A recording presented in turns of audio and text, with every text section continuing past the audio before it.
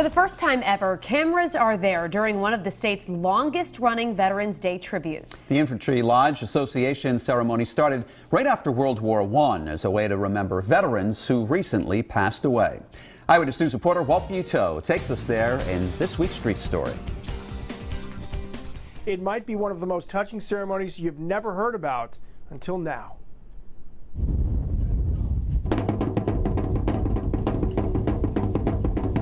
The World War ended at 11 o'clock on the 11th day in the 11th month.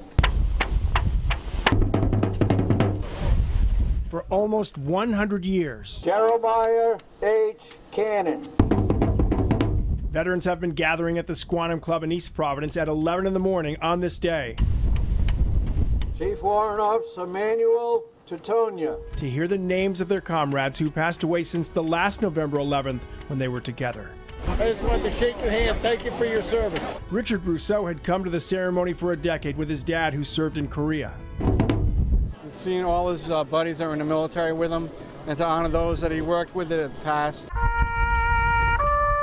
But it was different this time for Brousseau and his cousins, who also fought in Korea. Brousseau's parents were on the roll. Master Sergeant Henry A. and Mary Brousseau.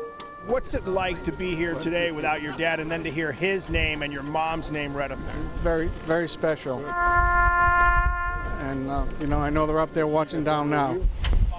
The missing faces from the year before was something many of these veterans talked about as they heard the 38 names called. 90-year-old Ted Lowe from the 43rd Infantry fought in the South Pacific in World War II and in Korea as well.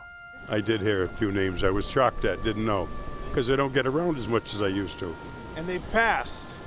We all pass. That's the rules. On this day and on many others, Lowe hopes we all realize why the Americans on the roll, P. Slade. and the ones who never made it home, risked everything. Freedom is so important. Nobody understands it except those who haven't had it.